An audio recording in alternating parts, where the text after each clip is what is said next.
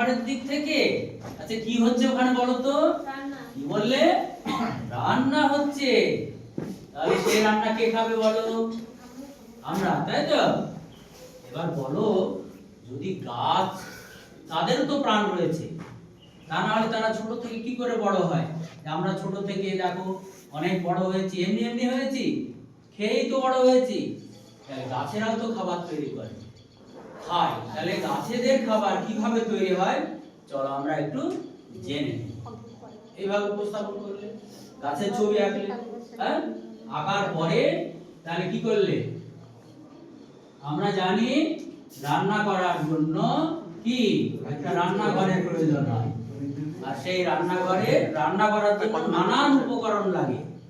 দেখো তো, গাছের রান্না করার জন্য গাছের পাতাই হলো রান্নাঘর, তাই তো? কি কি লাগবে উপকরণ? দেখো কি লাগবে, কি বলো এটা? কি বললে টুম্পা? সূর্য। হ্যাঁ, রান্না করতে যেমন আগুন লাগে, তাপ, সেরকম তাপ কে দেয়? সূর্য। আর কি লাগে বলো তো? আর কি লাগে? জল লাগে, তাই তো? গাছেরও তো রান্না করতে জল লাগবে। আর সেই জলটা কোথা থেকে পায়?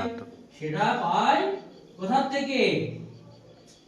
মূল থেকে, মাটির থেকে মূলের সাহায্যে পায়। তাহলে জল পেলো। আর কি, আর কি লাগবে বলো?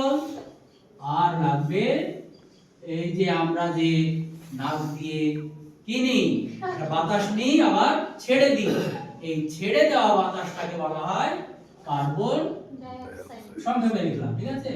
কার্বন ডাই অক্সাইড, কিন্তু এটা বাচ্চাদের লেখা যাবে না।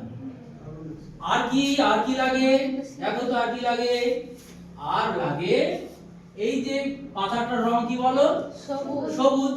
এই সবুজ, সবুজ পাতার মধ্যে রয়েছে একটা পদার্থ, সেই পদার্থটির নাম হলো ক্লোরোফিল।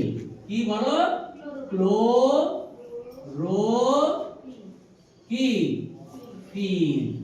তাহলে কটি হলো দেখো তো? সূর্যের তাপ, কার্বন ডাই অক্সাইড, ক্লোরোফিল আর জলীয় রস, এই সবগুলো মিলে এই পাতার মধ্যে প্রবেশ করলো। এই পাতা কি করলো তখন? রান্না শুরু করে দিল। তার ফলে যে রান্নাটা আমরা পেলাম, সেই রান্নাটার নাম হলো কি? শর্করা।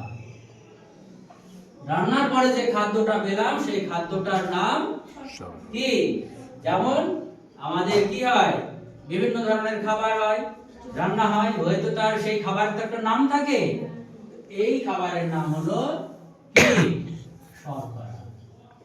আর এর সঙ্গে পাশাপাশি আরো একটি